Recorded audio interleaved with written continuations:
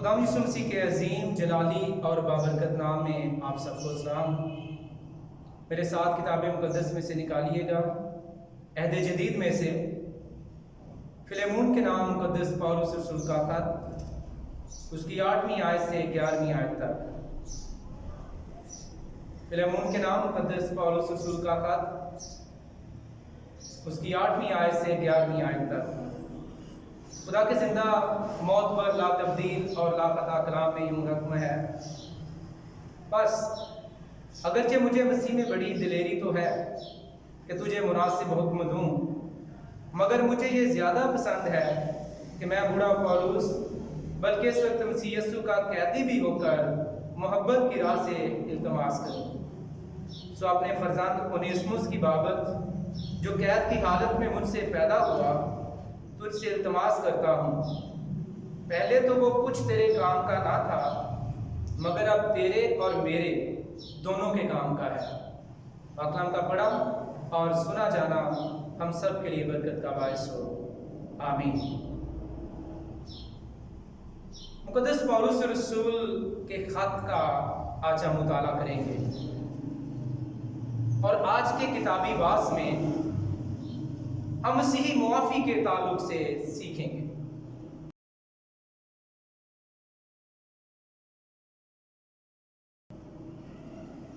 इससे पेशतर के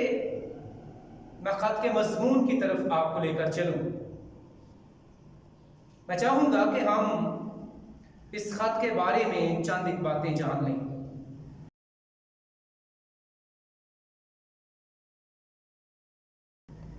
ताकि मालूम हो जाए कि पौलुस रसूल ने ये खत क्यों लिखा, किसको लिखा और कब लिखा, और इस खत को लिखने की गर्ज़ो गायत क्या थी। हुज्म के एतबार से ये खत छोटा है, लेकिन अहमियत के एतबार से ये खत बहुत बड़ा खत है और आलमगीर सतह पर इस खत को तस्लीम किया जाता है और इस खत से इस्तिफादा किया जाता है। पौलुस रसूल ने इस खत को उस वक्त लिखा जब वो रोम के अंदर खुदावंद यीशु मसीह की खुशखबरी सुनाने के बायस कैद में डाल दिया गया था, और वहीं कैद की हालत में ही मुक़द्दस पौलुस रसूल ने इस खत को उस वक्त लिखा जब वो कैद में था, और तकरीबन ये सन 60 से 62 के दरमियान का अरसा है, और ये मुक़द्दस पौलुस रसूल की पहली कैद के दरमियान इस खत को लिखा गया। इस खत की पहली 3 आयात में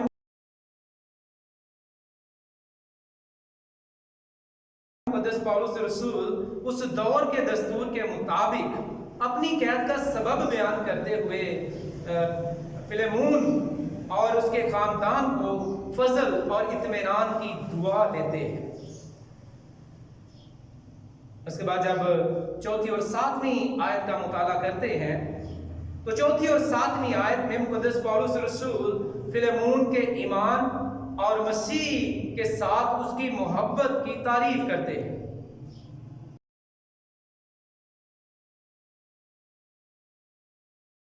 ये दोनों अल्फाज ईमान और मोहब्बत रसूल के नज़दीक बड़े अहम हैं, और रसूल के नज़दीक ये आला तरीन खूबियाँ हैं। जब हम मत्ती की इंजील उसके 22वें बाब की 37वीं से 39वीं आयत का मुताला करते हैं तो वहाँ पर सबसे बड़ा हुक्म ही ये है कि तू खुदावंद अपने खुदा से अपने सारे दिल, अपनी सारी जान और अपनी सारी अक्ल से मोहब्बत रख। अब सवाल ये पैदा होता है कि ऐसी मोहब्बत ईमानदारों के दिल में कहाँ से पैदा होती है, कैसे पैदा होती है। रोमियो के नाम मुक़द्दस पौलुस रसूल का खत, उसका 5वां बाब, उसकी 8वीं से 10वीं आयत का मुताला करें तो इन आयात के मुताबिक ऐसी मोहब्बत ईमानदारों के दिल में रूहुल कुद्दस की तहरीक से पैदा होती है, यानी खुदा का पाक रूह है जो ईमानदारों के दिल के अंदर ऐसी मोहब्बत को पैदा करता है और ऐसी मोहब्बत को उजागर करता है। और ये रूहुल कुद्दस है जो ईमानदारों को तहरीक देता है कि वो ऐसी मोहब्बत करें। इसका मुखातिब फिलेमोन चूंकि यीशु मसीह पर ईमान लाने के बायस मसीह की मोहब्बत से भरा हुआ था और वो मसीह की इस मोहब्बत को दूसरे लोगों के साथ भी बांट रहा था, इसलिए खुदा का बंदा मुकद्दस पौलुस रसूल उसके मसीह पर मजबूत ईमान और उसकी मसीही मोहब्बत की तारीफ करता हुआ दिखाई देता है। उसके बाद 8वीं से 14वीं आयत का मुताला करें तो मालूम होता है कि ये आयत खत का वो हिस्सा है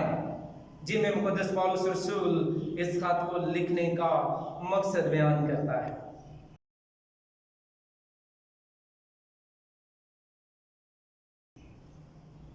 और इस खत को लिखने का मकसद रसूल का एक गुलाम उनेसिमुस को मुआफी दिलाना है। फिलेमोन कुलिस्से शहर का बाशिंदा था, कुलिस्से शहर की कलीसिया का रुकन था और उसका घर इबादत का घर था। उसके घर में लोग इबादत के लिए जमा होते थे। वो एक दुआगो शख्स था, वो एक रूहानी शख्स था और उसने मुकद्दस पौलुस रसूल के वसीले से ही खुदावंद यीशु मसीह को कबूल किया था और इस तरह से वो मुकद्दस पौलुस रसूल की खिदमत का फल था। उसका एक गुलाम था जिसका नाम उनेसिमुस था। ये गुलाम उसके घर में रहता था और उसके घर पर इबादतों में भी शामिल होता होगा। पर बहुत सारे लोग ऐसे होते हैं जो इबादतों में तो शामिल होते हैं, जो बाकायदगी से चर्च तो जाते हैं, कलाम तो सुनते हैं, लेकिन कलाम को कबूल नहीं करते, कलाम के मुताबिक अमल नहीं करते। और जब हम उनेसिमुस को देखते हैं तो उसका हाल भी ऐसा ही है। वो इबादत में शामिल होता होगा, लेकिन इसके बावजूद उसने ना तो कलाम को कबूल किया और ना ही कलाम पर अमल किया। एक दिन क्या हुआ कि फिलेमोन का ये गुलाम उसकी मर्जी के बरखिलाफ उसके घर पर चोरी करके, उसके घर पर डाका डाल के, उसका नुकसान करके वहां से भाग गया और किसी तरह से वो रोम के अंदर उस मकाम पर पहुंच गया, उस जगह पर पहुंच गया जहां पर खुदा का बंदा मुकद्दस पौलुस रसूल कैद था। पौलुस रसूल को जब ये इल्म हुआ कि अपने आका के घर से भाग आया है, नुकसान करके आया है, तो उसने उसे मसीह की खुशखबरी सुनाई, जिसको सुनने के बाद उसने मसीह को कबूल कर लिया और वो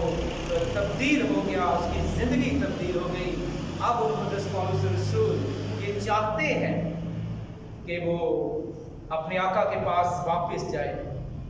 उसके अपने आका के साथ ताल्लुकात दोबारा से बहाल हों, उसके आका के साथ ताल्लुकात दोबारा से खुशगवार हों।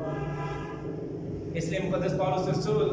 उसके अंदर हमदर्दी के जज्बे को उजागर करते हुए उसे दरख्वास्त करता है, तमाश करता है इस खत के अंदर कि वो अपने गुलाम उनेसिमुस को मुआफ कर दे। बड़ी खूबसूरत बात है। रसूल हुक्म दे सकता था, ऑर्डर कर सकता था, क्योंकि वो उसकी खिदमत का फल था, रूहानी एतबार से भी बड़ा था, जिस्मानी एतबार से भी बड़ा था, तो भी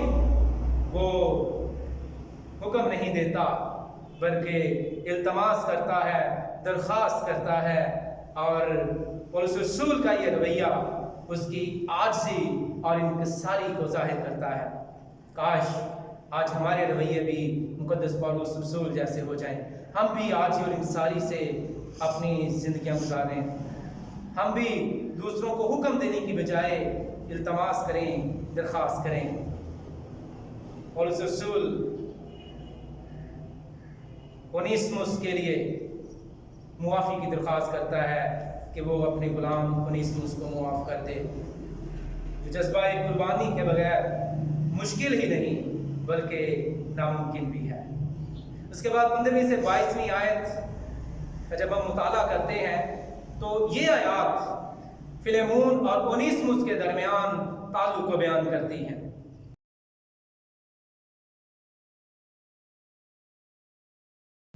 ان آیات کے مطابق فلیمون اور اونیسموس کے درمیان جو تعلق تھا وہ آقا اور غلام کا تعلق تھا، اور اس دور میں بھی اور آج بھی یہ تعلقات اتنے خوشگوار نہیں ہیں، نہ اس دور میں تھے نہ آج یہ تعلقات اتنے اچھے ہیں، خوشگوار ہیں، کیونکہ جو غلام ہے وہ قیمت سے خریدا جاتا ہے، اس کی قیمت ادا کی جاتی ہے، اس لیے غلام کی اپنی کوئی مرضی نہیں ہوتی، اپنی کوئی سوچ نہیں ہوتی، بلکہ وہ اپنے آقا کے رحم و کرم پر ہوتا ہے، اسے کسی طرح کے عدالتی حقوق حاصل نہیں ہوتے، اور اس رسول اس لیے اس کے لیے معافی کی درخواست کرتا ہے، کیونکہ وہ جانتا ہے کہ اس کے آقا نے اس کی قیمت چکائی ہے، اس کے لیے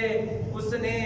اس کی قیمت چکائی ہے، اس کے پیسے دیے ہیں، اسے خریدا ہے، اس کا زر خریدا غلام ہے، اس لیے وہ بہتر یہ سمجھتا ہے کہ اس کو اپنے پاس رکھنے کی بجائے اس کے آقا کے پاس واپس بھیجا جائے، اور اس کے لیے ضروری ہے کہ اس کے آقا اس کو معاف کرے۔ اس لیے مقدس پولس رسول اونیسموس کی معافی کا ذمہ خود لیتے ہوئے اپنے آپ کو عفضی کے طور پر پیش کرتا ہے، کہتا ہے کہ اگر اس نے تیرا کچھ نقصان کیا ہے تو میں پولس اپنے ہاتھ سے لکھتا ہوں کہ خود ادا کر دوں گا۔ دیکھیے مقدس پولس رسول نے کوئی گناہ نہیں کیا تھا، کوئی غلطی نہیں کی تھی، بلکہ یہ اونیسموس کا گناہ تھا، یہ اونیسموس کی غلطی تھی، یہ اس کی خطا تھی، اس کا گناہ تھا، لیکن پولس رسول خدا کا بندہ مسیحی محبت سے سرشار ہے، اور وہ ایک دوسرے شخص کے لیے اپنے آپ کو پیش کرتا ہے، نہ صرف یہ کہ معافی کی درخواست کرتا ہے بلکہ وہ اس کا نقصان بھرنے کے لیے بھی تیار دکھائی دیتا ہے۔ جب میں خدا یسوع مسیح کی زندگی پر غور کرتا ہوں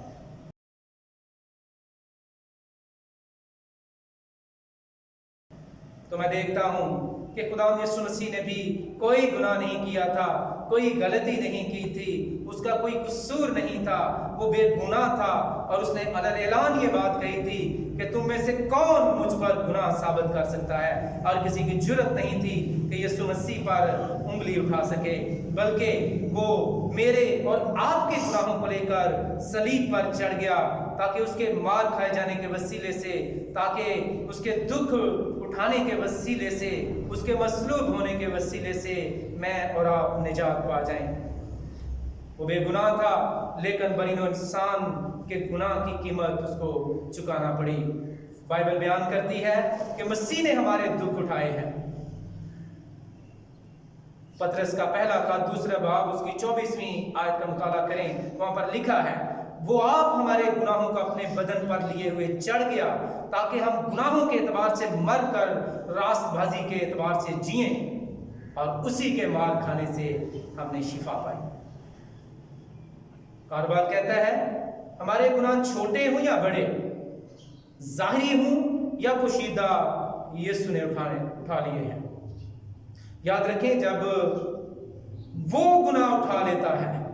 تو پھر بڑے سے بڑا گناہ بھی ہمیں مجرم نہیں ٹھہرا سکتا۔ مسیح جو بے خطا تھا، اس نے اپنے آپ کو گنہگاروں کے اس قدر مشابہ بنا لیا کہ اسے ہمارے گناہوں کی شرمندگی اور دکھ اٹھانے پڑے۔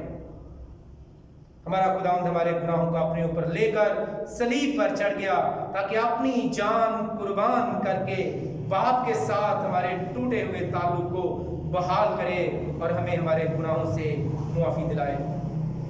میری دعا ہے کہ خدا ہم سب کو بھی یہ توفیق بخشے کہ ہم مقدس پولس رسول کی طرح مسیحی محبت کے بوجھ کے تحت ناراض دوستوں میں صلح کروا کر دلوں کے فاصلے مٹانے اور دوسروں کو معاف کرنے کے لیے ان کے ذہنوں کو تیار کریں، اور اس مقصد کی خاطر ہمیں خود ہی مقدس پولس رسول کی طرح سے درمیانی بان کا رفضی کا کردار بھی ادا کرنا پڑے،